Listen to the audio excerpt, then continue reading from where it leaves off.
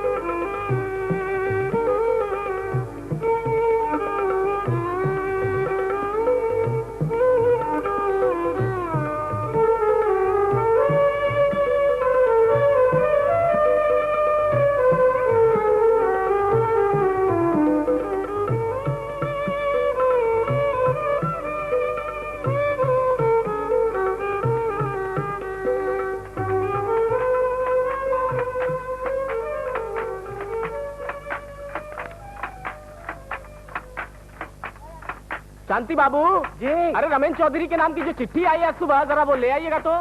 जी अभी लाया। लीजिए।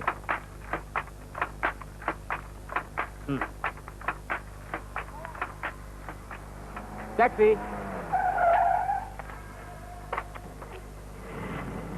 शॉर्टलेट।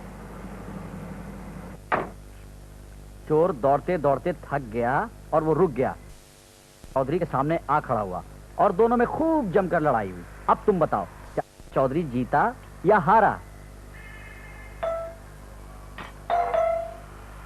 देख लो ना। मैं देखता हूँ।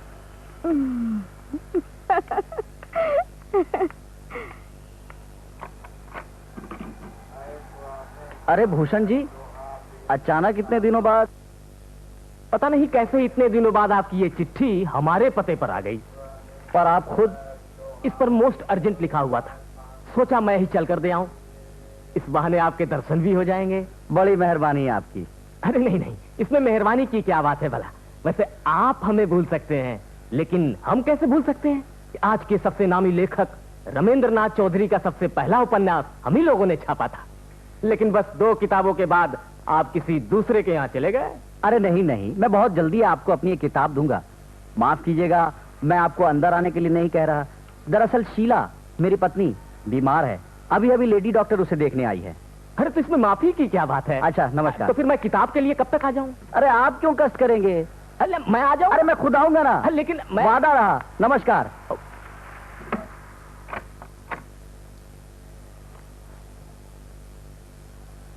रमेन चौधरी और वादा। मैं लूंगा। देखो चुप हो जाओ, झगड़ो नहीं। पापा चौधरी का क्या हुआ? हाँ, उसने चोर को हरा दिया और पकड़कर पुलिस में दे दिया। सच्चे का बोल बाला और झूठे का मुंह काला। लेकिन तुम्हारा चेहरा तो हमेशा चमकता रहता है। इतने नामी लेखक होकर भी झूठ बोलने की तुम्हारी आदत नहीं गई। मैं बीमार हूँ, डॉक्टर देखने आई है। ओ वो, अरे अगर झूठ ना होता न तो मेरे पास पैसा होता और ना ही नाम। इस झूठ के कारण ही आज मैं एक मशहूर और इज्जतदार लेखक बना। सजा सजाया घर, अच्छे अच्छे स्कूलों में बच्चे, इतनी खूबसूरत बीवी। फिर शुरू हो गए।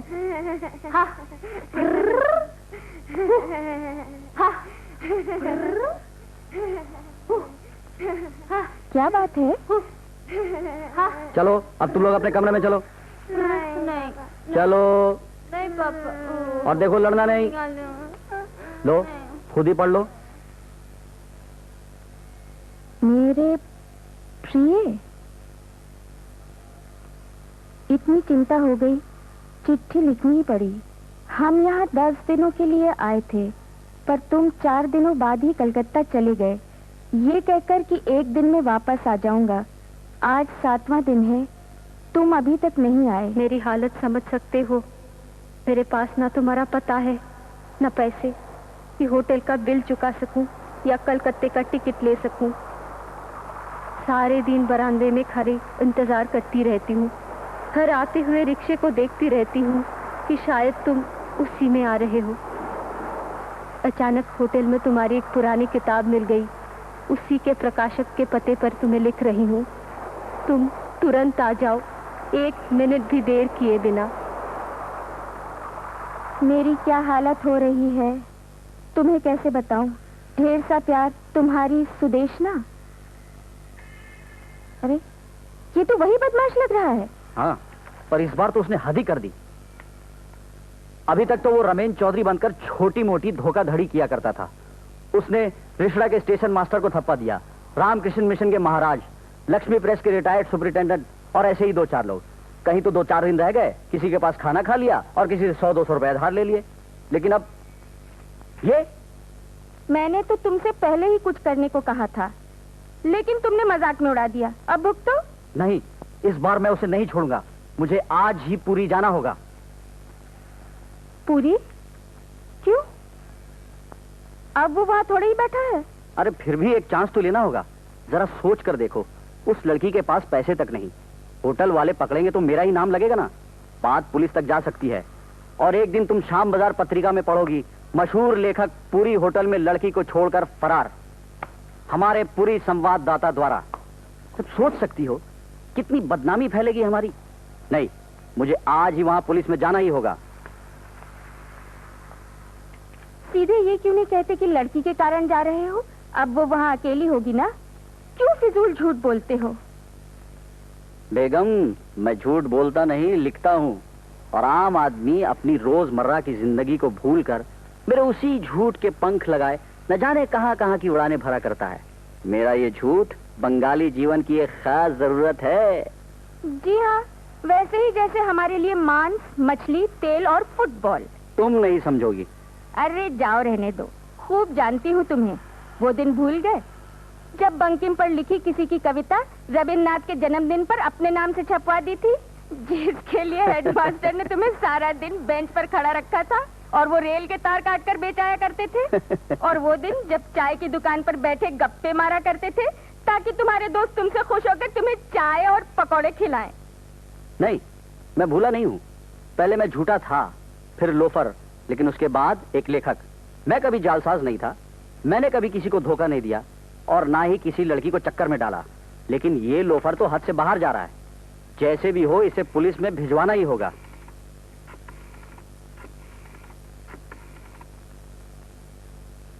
हेलो विकास, आज मैं नहीं आ सकता।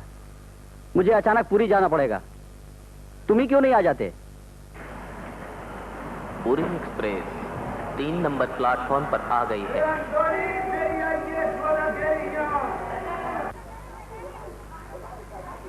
विजय होटल जाओगे? ये चलिए।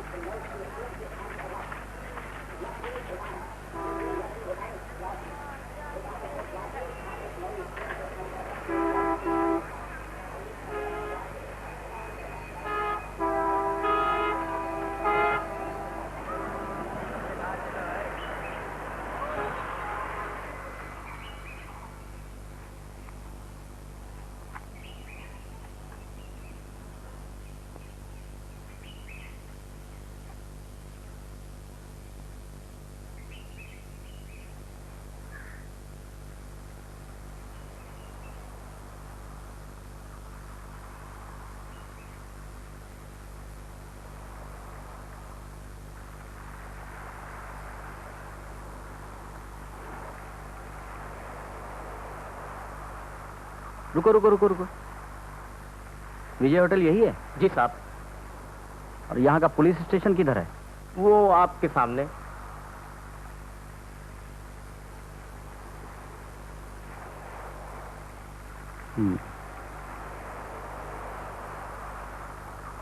होटल में चलो।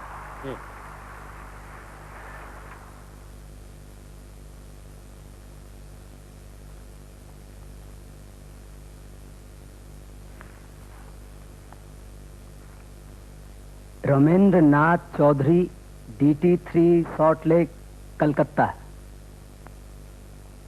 जी हाँ, कोई खास बात? हमारे होटल में एक और रमेंद्र नाथ चौधरी ठहरे हुए हैं, मशहूर लेखक। अच्छा, आप उनको जानते हैं? नहीं, पर मैं उनका बहुत बड़ा प्रशंसक हूँ, माने फैन। आप मुझे उनके साथ वाला कमरा दे सकते हैं? You are lucky. जरा 120 नंबर में ले जाओ। Thank you. वेलकम।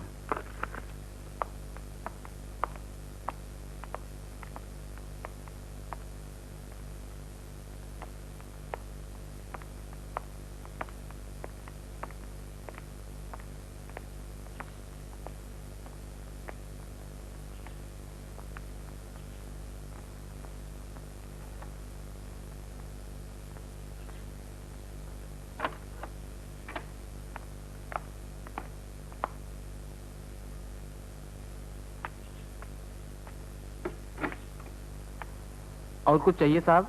नहीं, ठीक है, जरूरत होगी तो बुला लूंगा। जी।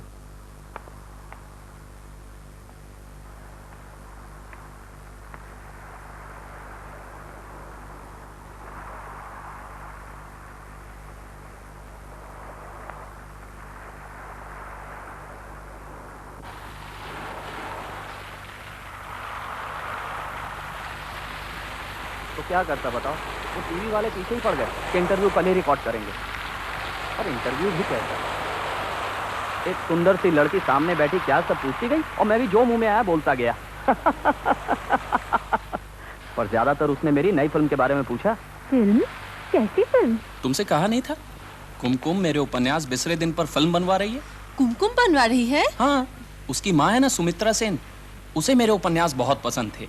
उन्होंने ही कुमकुम से कहा कि औरत के मन की जितनी पकड़ मुझे है ना उतनी किसी और को नहीं है। अब क्या बताऊं, इसी चक्कर में तुम्हारे माँ की वो अंगूठी बेच देनी पड़ी। क्या? इस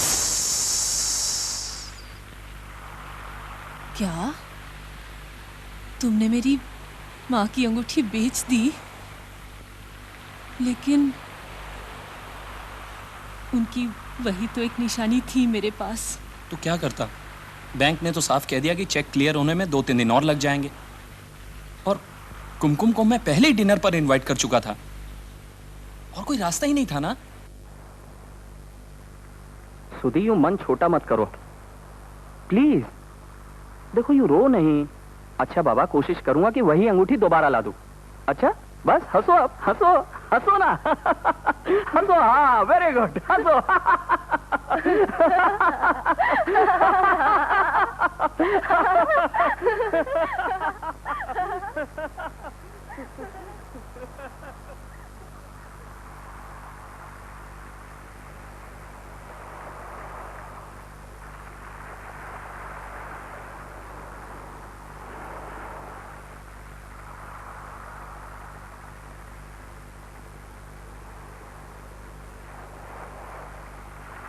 चीनी और दूं? चीनी की क्या जरूरत है, तुम बस उंगली चाय में घुमा दो। सर मेरी चिट्ठी पाकर तो तुम चौंके हो गए। चिट्ठी? कैसी चिट्ठी? क्यों, चिट्ठी नहीं मिली? तुमने मुझे चिट्ठी लिखी? पर क्यों, मतलब किस पते पर? यहाँ मैनेजर के पास तुम्हारी किताब मिल गई, उसी प्रकाशक के पते से भेजी थी। क्या हुआ, मुझसे कुछ गलती हो गई? क्या करती बोलो? तुम्हारे लौटने में देर होने से यहाँ मेरी क्या हालत हो रही थी, तुम्हें कैसे बताऊं? तो बाबा, इतनी जल्दी भी क्या थी, मैं कहीं भागे जा रहा था। क्या सोचेंगे वो लोग? कौन सा प्रकाशक? वो कौन सी किताब? क्या सच या बुढ़िया, ऐसा ही कुछ था। रुको मैं किताब लेकर आती हूँ। छोड़ो, रहने दो, अब क्या फायदा है। अभी आई। अरे सुनो, एक मिनट।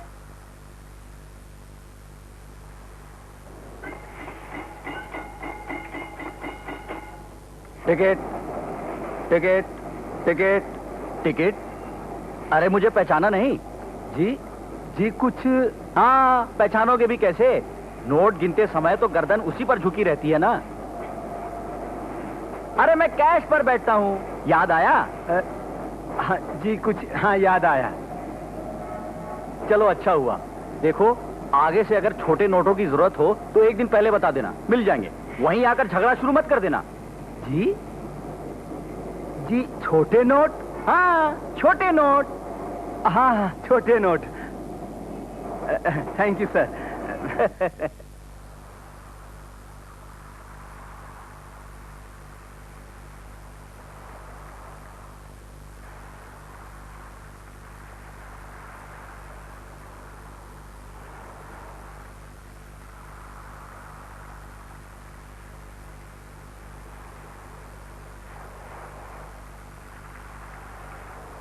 माफ कीजिएगा, भाभी जी आपके उपन्यास सच एक सपना या बुढ़िया के सच के बारे में कह रही थी शायद।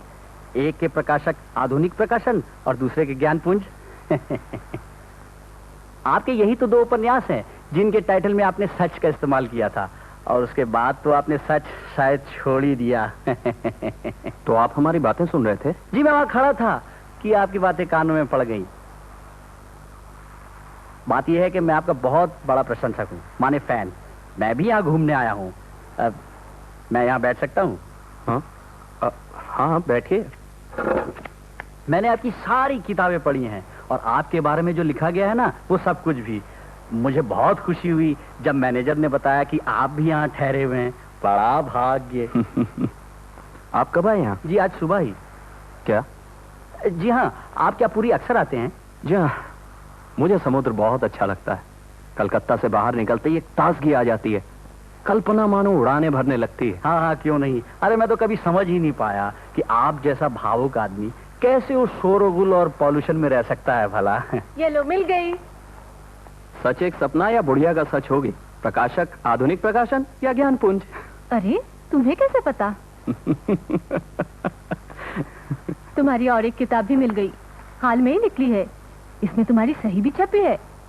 ओ हाँ, पाठक मेरा ऑटोग्राफ मांगते रहते हैं ना, इसीलिए मैंने उसे किताब पर ही छपवा दिया। पर आपकी सही तो तब से छपने लगी थी ना, जब एक और रमेन चौधरी के उपन्यास भी बाजार में आने लगे थे और लोगों में गलतफहमी शुरू हो गई थी। जी हाँ, वो भी एक कारण था, पर आपको कैसे पता?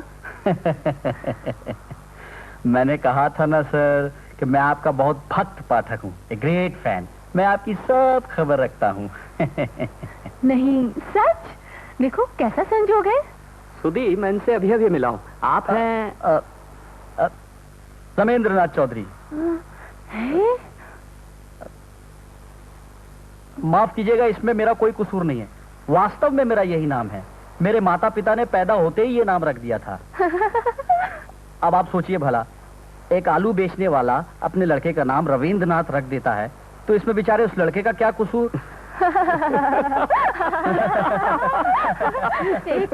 एक और अजीब संजोग, एक नामी लेखक और उसके एक भक्त पाठक, लेकिन नाम दोनों का एक ही। ऐसा भाभी जी, पहले मैं भी बीच बीच में लिख लिखा कर अपने अंदर की भड़ास निकाल लिया करता था, पर जैसे ही इनकी किताबें आने लगी, लिखने की कोई जरूरत ही नहीं रही। इनका हर शब्द ऐसे लगा जैसे मेरा ही शब्द है, मैंने ही लिखा है। इनकी हर कहानी, हर अनुभव मेरी ही कहानी, मेरा ही अनुभव, फिर उसी को दोहराने से क्या फायदा?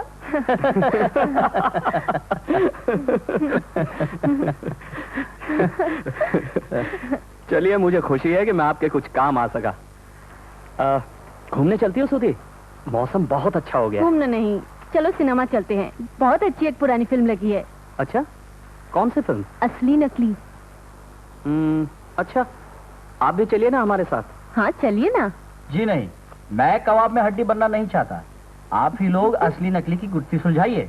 जल्दी करें, नहीं तो फिल्म शुरू हो जाएगी। मैं बस ये शर्ट बदल लेता हूँ। मैं भी कपड़े बदल लूं। पर फिल्म के बाद खाना साथ ही खाएंगे, मैं इंतजार करूंगा। हाँ हाँ जरूर।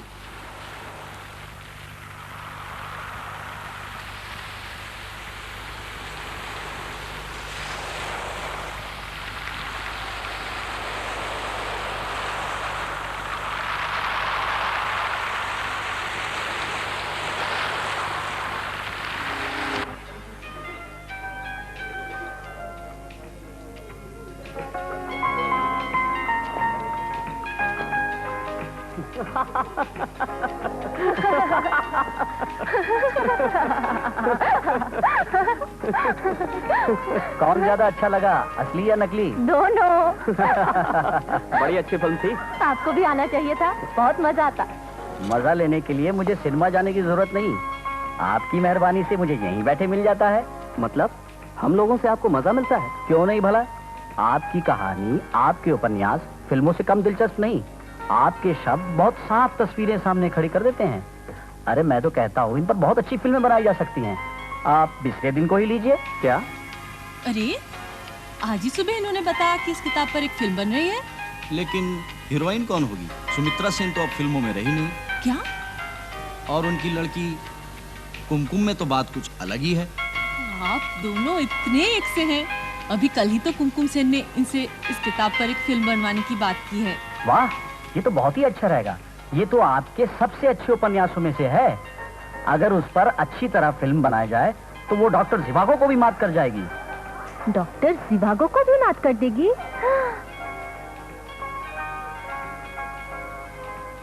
ये तो आप हद कर रहे हैं रमेन बाबू। अब ज्यादा संकोच मत कीजिए। हम लोगों में देसी चीजों के लिए इतना इंफीरियरिटी कॉम्प्लेक्स है कि क्या कहूँ। मैंने इनको काफी कुछ पढ़ा है और मैं दावे के साथ कह सकता हूँ कि इनकी किताबें विश्व साहित्य में किसी से भी कम नहीं। मैं ये तो कहता हूँ अगर इनके अच्छे अनुवाद हो जाएं तो इसमें कोई भी संदेह नहीं कि इनको नोबेल पुरस्कार भी मिल जाए। ये क्या सब आप कह रहे हैं रमेन बाबू? सच? क्या आप सचमुच ऐसा सोचते हैं? जी मैं ठीक कह रहा हूँ, इसमें कुछ भी संदेह नहीं। सर, रमेन चौधरी का फोन आया है, लेखक बाबू का। आपका रमेन बाबू? अब यहाँ मुझे कौन फोन कर सकता है भला? लोग इन्हें यहाँ भी नहीं छोड़ते। हैं? क्या कहा आपने? क्या हुआ? आप क्या सोच रहे थे? अरे नहीं, बस ऐसे ही। क्या बताऊं कैसे? मुझे बीच बीच में लगता है जैसे आप दोनों एक दूसरे को बहुत अच्छी तरह जानते हैं। आप दोनों में बहुत मेल है। जरूर होगा। कम से कम मैं इन्हें इनकी किताबों के जरिए बहुत अच्छी तरह जानता हूँ। और दूसरे मुझे कहीं लगता है मैं वो हूँ जो ये हो सकते थे और ये वो हैं जो मैं हो सकता था। उन्होंने तो आपको बताया ही होगा कि वे कैसे संजोग से लेखक बन गए। मतलब आप किस घटना के बारे में कह रहे हैं? वो चाय दुकान वाली बातें। वो वाली है। जी हाँ, मैंने कहीं पढ़ा था कि वे कैसे एक चाय की दुकान पर अड्डा मारा करते थे और लोग उनकी कहानियों के कारण उन्हें बहुत पसंद किया करते थे। उन दिनों तो उनके पास पैसा वैसा तो होता नहीं था, इसी बहाने चाय पकौड़े का मुफ्त जुगाड़ हो जाया करता था।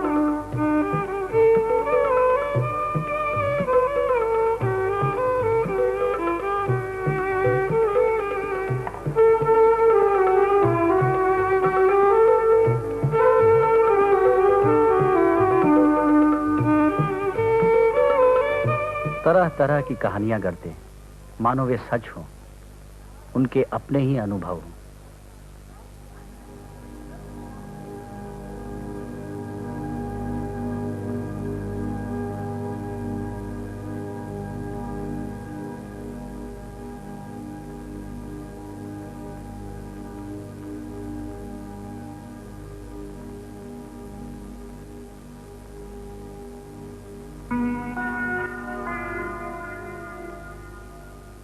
और उनमें से एक कहानी तो बड़ी ही मजेदार है।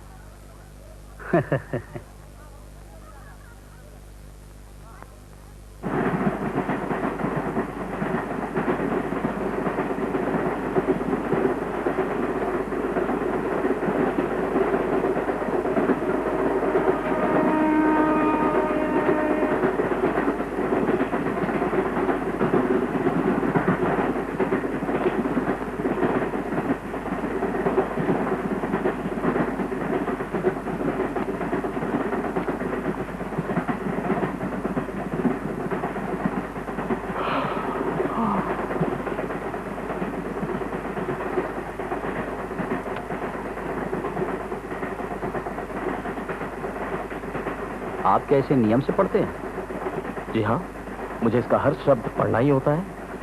कैसी लगती है आपको? माने इसमें कौन सी चीज आपको सबसे अच्छी लगती है?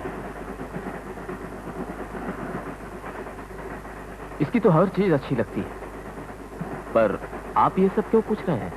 जी दरअसल मैं ही इसका संपादक हूँ और जाहिर है कि इसके बारे में आप लोगों की राय जानता रहूं। अरे आप ही मनसुख जोशी हैं, नामी संपादक? पर आपकी उम्र तो इतनी कम लगती है कि। जी हाँ, मेरे लेखन ने मुझे जवान बनाए रखा है, कोई सही अंदाजा नहीं लगा पाता। जी मैं आपके सबसे बड़े प्रशंसकों में से हूँ। मैंने आपको कई बार चिट्ठियां भी लिखी थी। ऑफिस के पते पर लिखी होंगी। अरे वहां की बात छोड़िए, क्या बताऊं मुझे कितनी खुशी हो रही है। आप तो सभी स्टारों को जानते होंगे। बिना जाने कोई उपाय है, सभी पीछे पड़े रहते हैं।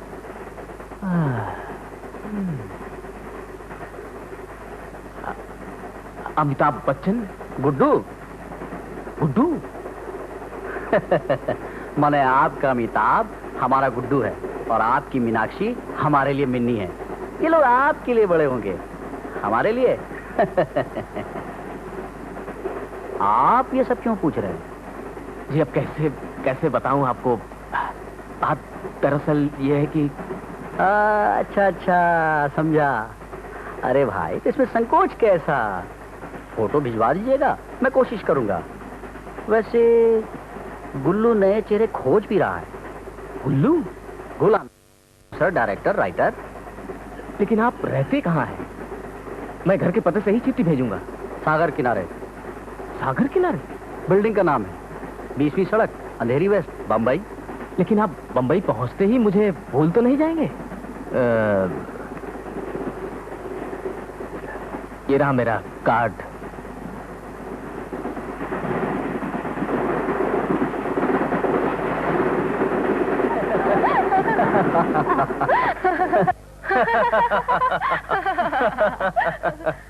और एक बार तो रमेन बाबू 3 दिन तक उस चाय की दुकान पर नहीं जा सके, बरसात के कारण।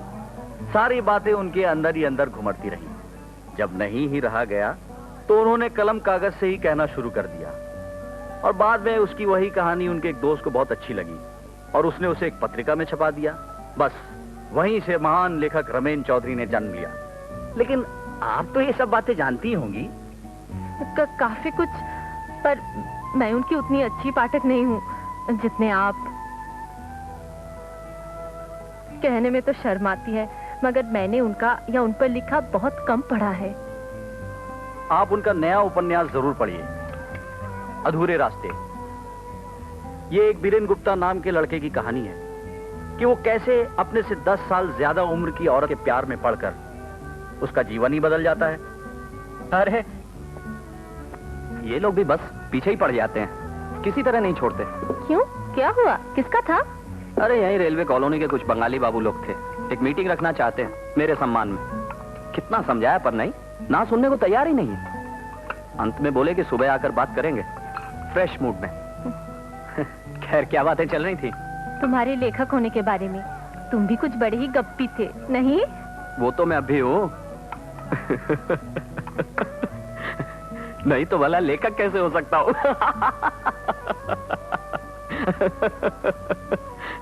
अभी अभी ये तुम्हारे अंतिम उपन्यास अधूरे रास्ते के बारे में बता रहे थे, पर इन्होंने ये नहीं बताया कि कैसे हीरो ने अपने को बिल्कुल बदल दिया। तुम बताओ ना। और कैसे भला? वैसे ही जैसे कोई आदमी किसी जवान लड़की के प्यार में पड़कर बदल जाता है, अपना स्वार्थ भूलकर उसे दुनिया से बचाना चाहता है, उसे सुख और आराम से रखना चाहता है। जवान लड़की? कैसी जवान लड़की? रमेन बाबू तो कह रहे थे उसने अपने से 10 बरस बड़ी औरत से शादी की थी। अरे तो उससे क्या फर्क पड़ता है? जब कोई आदमी अपने से ज्यादा उम्र की औरत से ब्याह करता है ना, तो वो उसे भी अपने से छोटी समझने लगता है। यही तो खास बात है। क्या सूझ है? मेरी तो कुछ भी समझ में नहीं आया, तुमने तो एकदम चक्कर में डाल दिया। और फिर किसी लेखक के लिए अपना सारा कुछ लिखा याद रख पाना बड़ा मुश्किल होता है। जब तक हम पिछला लिखा भूलते नहीं, आगे कैसे लिख सकते हैं? अरे वाह, क्या बात है, क्या सूझ है भला। चलो भाई उठना चाहिए, अब काफी रात हो गई। आप चलिए, मैं जरा घूम आऊं। तुम जाओ, मैं अभी आती हूँ। ज्यादा देर मत करना। चलिए रमेन बाबू।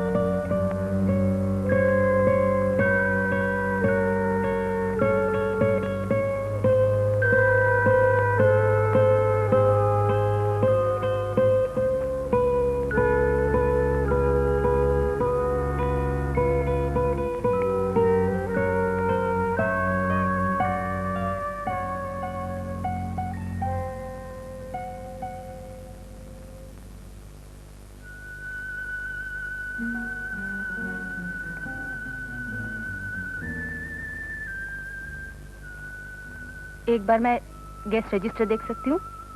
हाँ हाँ देखिए, वो रहा।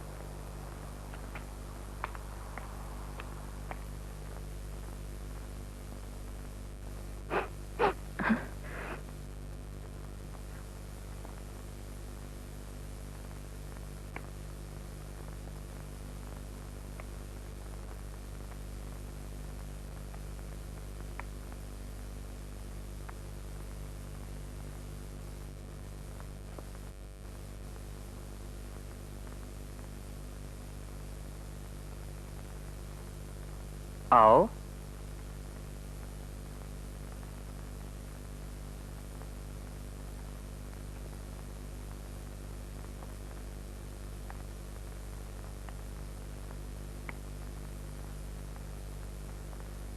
क्या बात है?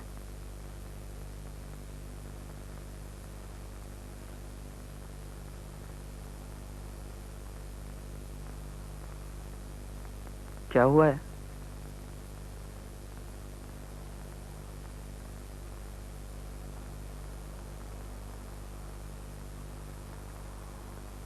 तुम कौन हो? माने? क्या कह रही हो तुम? माने तुम मेरे कौन हो? अभी उस दिन ऑफिस के फुटपाथ पर टिफिन खाते अचानक मुलाकात हुई, जान पहचान हुई, दोस्ती, फिर हम यहाँ चले आए और यहाँ हम पति पत्नी हैं दुनिया के लिए। वास्तव में कुछ भी नहीं। कुछ भी नहीं? सच? कुछ भी नहीं?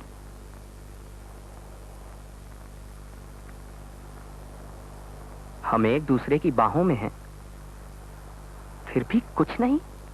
सुदेश मुहूर्त का अपना एक सच है। इसका न भूत है न भविष्य, केवल वर्तमान, और वही सच है। कौन सा सच? कैसा सच? एक दूसरे की जरूरत, एक दूसरे की चाहत, वही हम हैं और वही सच है। आप उसे नटवरलाल भी कह सकते हैं, मिस्टर संपत भी, लेकिन मेरे लिए वो ठग नहीं है। वो मेरी ही आत्मा का प्रेत है। इसलिए मैं उसे नया नाम दूंगा, अलीक बाबू।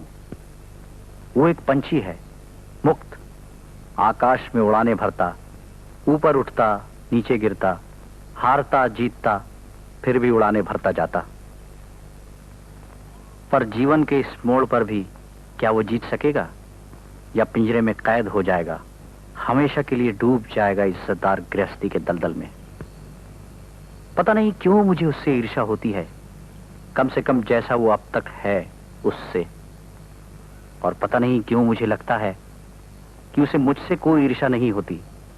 वो लेखक रमेन चौधरी बनना नहीं चाहता, कम से कम अब तक।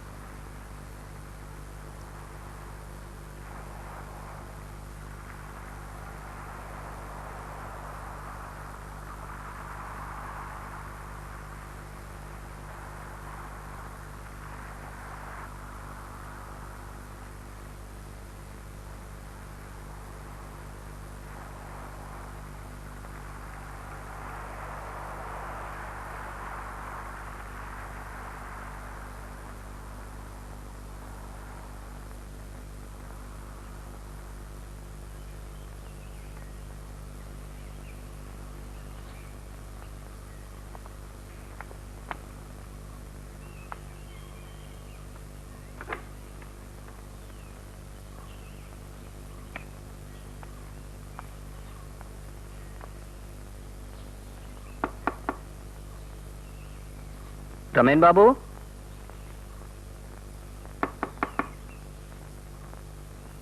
रमेन बाबू,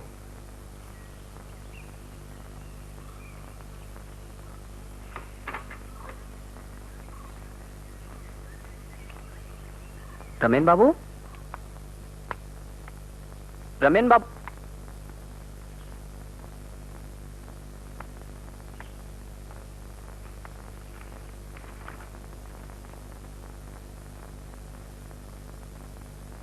वो मेरी ही आत्मा का प्रेत है, इसीलिए मैं उसे एक नया नाम दूंगा, अलीक बाबू।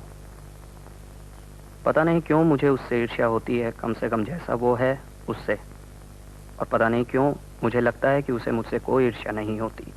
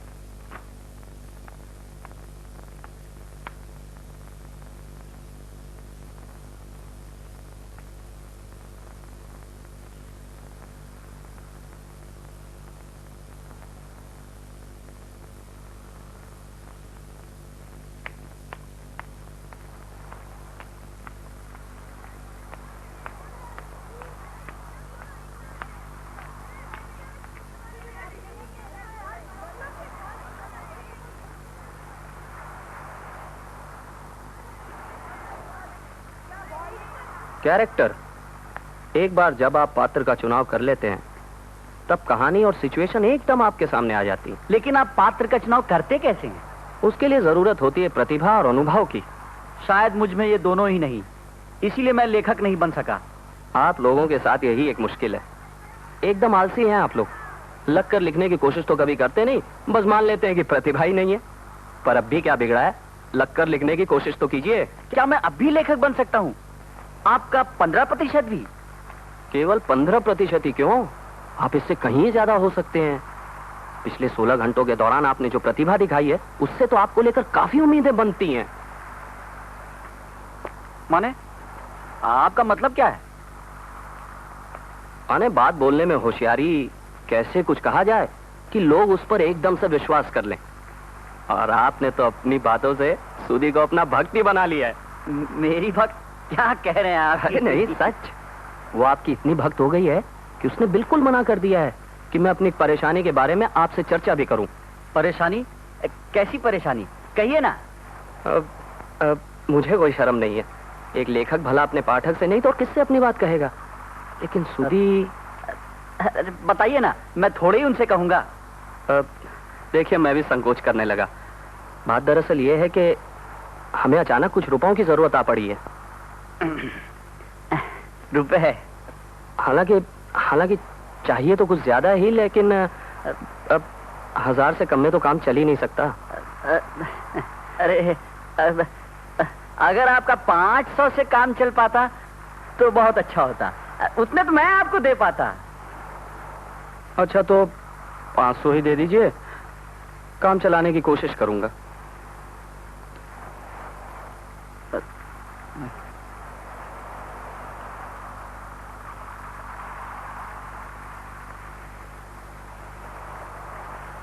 अच्छा, ये लीजिए। कलकत्ता पहुंचते ही आपको लौटा दूंगा, लेकिन सूदी को पता ना चले। अरे नहीं, उसे कैसे पता चलेगा? मैं थोड़े ही बताऊंगा। चलिए। आप चलिए, मैं आता हूं। समुद्र किनारे सुबह की हवा दिमाग खोल देती है।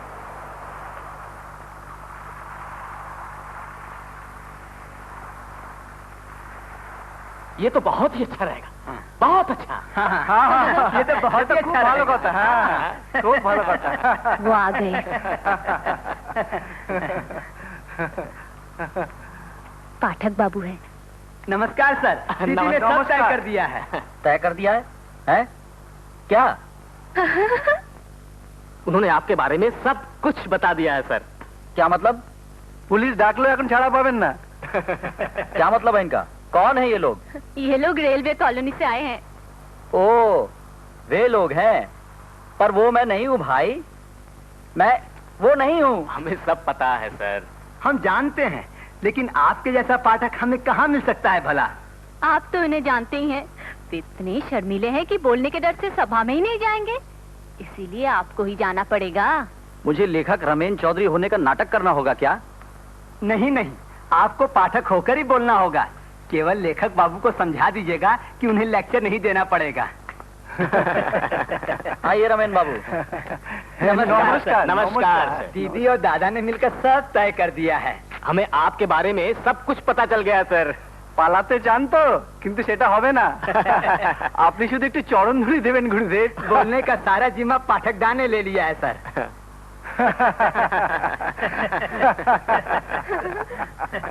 देवियों और सज्जनों,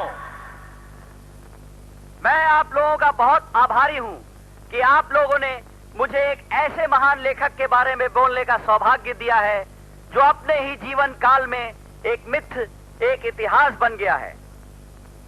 रमेन चौधरी कौन है? ये आदमी जो हमारे आपके बीच में बैठे हैं, जिन्हें आपने अभी शॉल दिया है, माला पहनाई है। क्या है वो? वो एक चोर है, वो एक लुटेरा है, वो एक हत्यारा है और साथ ही साथ भावुक प्रेमी है, कोमल हृदय कवि है। वो उनमें से हर एक है और कोई भी नहीं।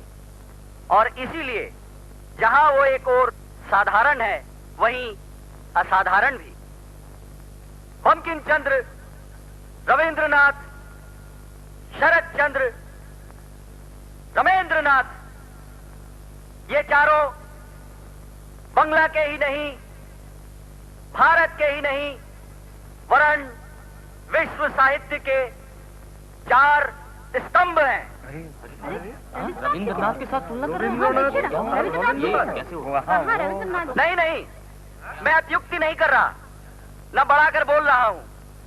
लोगों ने अभी तक रमेंद्रनाथ चौधरी की महानता को सही नहीं आंका है। उनकी कला, उनकी कलम, उनकी जीवन दृष्टि, इन सब के बारे में जाने कितने शोध होने बाकी हैं, जाने कितने बड़े बड़े ग्रंथ लिखे जाने हैं। बहुत जल्दी वो समय आएगा जब लोग मेरी बातों के सच को मानेंगे।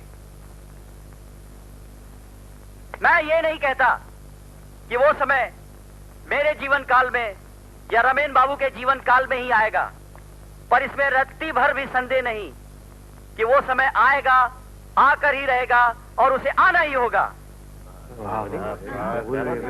कुछ मिनटों में या कुछ घंटों में रमेन बाबू के बारे में सब कुछ बोलने की चेष्टा भी करना उनके साथ अन्याय करना होगा। इसीलिए आज मैं अपना ये भाषण यहीं समाप्त करता हूँ। नहीं नहीं सर, गाड़ी छूटने में अभी काफी समय बाकी है। आप इतना सार भरा विश्लेषण कर रहे थे कि क्या कहें सर। आप बोलिए बोलिए बोलिए बोलिए बोलिए आप बोलिए। ठीक है, पर पहले रमेन बाबू को आ जाने दीजिए। तब तक आप इनसे एक और सुंदर गीत सुनिए। फिर वही पूरी गाना।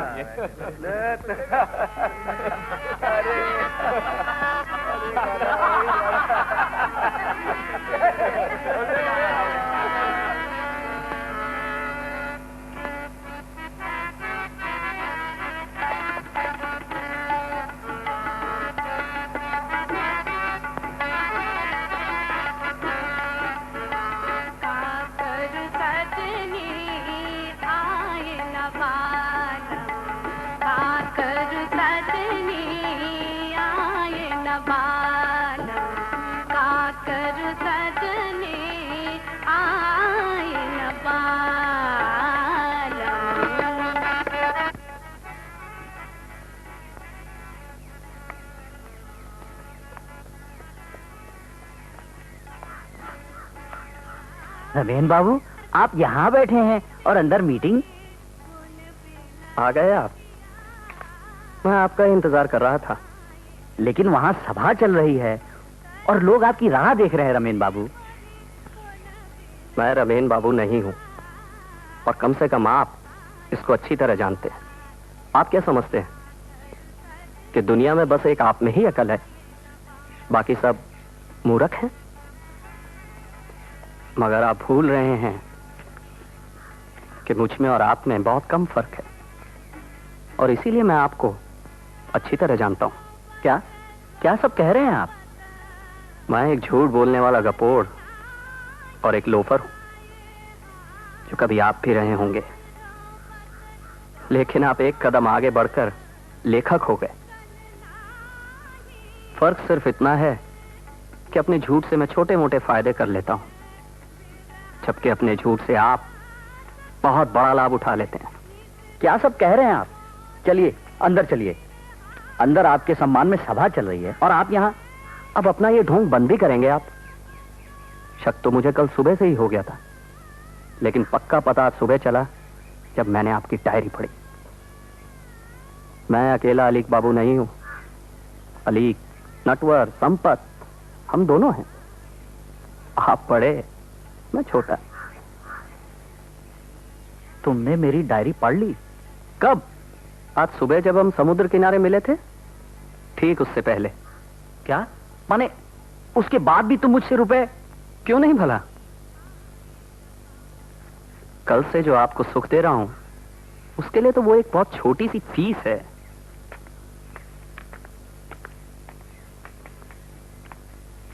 सुख? कैसा सुख? पाठक सचकर अपने मुंह से अपनी तारीफ करने का मौका पाने का सुख। कल से जो आप अपने बारे में सुनने के सपने देखा करते थे, वो सब बोले चले जा रहे हैं। कोई और तो ये सब बोलता नहीं। बंकिम चंद्र, रविंद्रनाथ, शरद चंद्र, रमेंद्रनाथ, माय फुट। थोड़े और रुपए हो तो दीजिए ना, मैं तो चला ही जा रहा हूं। लेकिन मीटिंग, वो तो रमेन चौधरी के सम्मान में है, लेखक के, जो आप हैं। जाइए, संभालिए। और सुदेशना, कम से कम उससे तो एक बार मिल लो। उसे अब आप संभालिए। ये 2 टिकटें हैं कलकत्ता की। होटल का बिल मैंने चुका दिया है। मुझे तुरंत चले जाना होगा, वरना मैं फिर कभी नहीं जा सकूंगा। मैं भी रमेन चौधरी बन जाऊंगा, जो मैं नहीं चाहता। अरे रिक्शा, अरे ऐसे क्यों चले जा रहे हो? ठहरो, अपना नाम पता तो बताते जाओ। आपने जो नाम दिया है वही रहने दीजिए ना, अलीक बाबू। बुरा तो नहीं, पर कुछ और रुपए हो तो दीजिए, खाने पीने तक का मेरे पास कोई जुगाड़ नहीं है। लेकिन मेरे पास और रुपए नहीं है भाई। अच्छा तो ये घड़ी दे दीजिए, लाइए जल्दी कीजिए।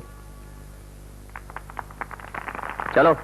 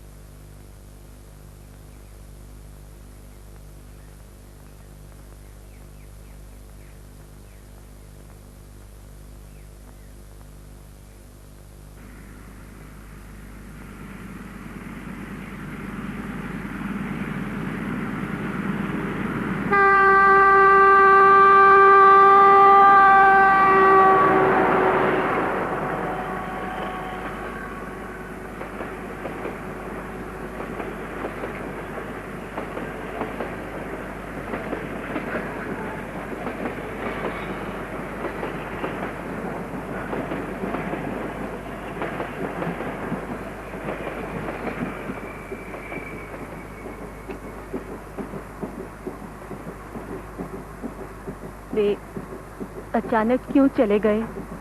कहाँ चले गए? आपको पता होगा, वे आपके पति हैं।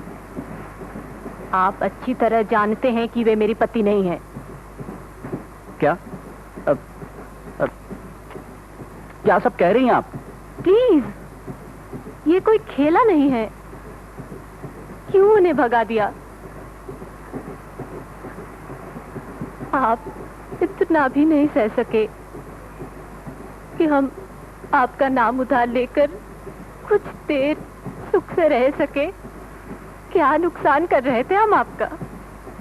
लेकिन सुदेशना, क्या तुम इतना भी नहीं समझ पा रही कि वो तुम्हें धोखा दे रहा था? मेरे नाम की आड़ लेकर मेरे लेखक के प्रति जो तुम्हारा प्यार है, वो उसका नाजायज फायदा उठा रहा था। कौन सा लेखक? कैसा प्यार? आपको जानकर बुरा लगेगा, लेकिन मैंने आपकी कोई किताब नहीं पढ़ी। मुझे उस आदमी से प्यार हुआ था, रमेन चौधरी के नाम से नहीं। लेकिन सब जानकर भी ये धोखा, ये झूठ, और फिर भी सच तो मैं रात में ही जान गई थी। धक्का भी लगा था, लेकिन रात को जब उसकी बाहों ने मुझे घेर लिया, तब मुझे साफ महसूस हुआ कि वो सचमुच मुझे चाहता है। उन क्षणों में वो बहरूपिया नहीं था, सच्चा था। उन घड़ियों का अपना ही एक सच था।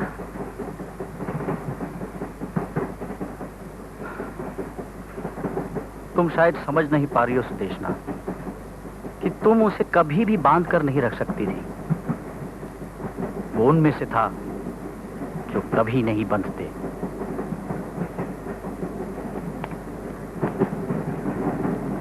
आजाद पंछी की तरह घुमक्कड़, और कहीं तुम उसे बांध लेती तो वो न रहता जिसे तुमने कभी प्यार किया था। वो भी रमेन चौधरी बन जाता। हम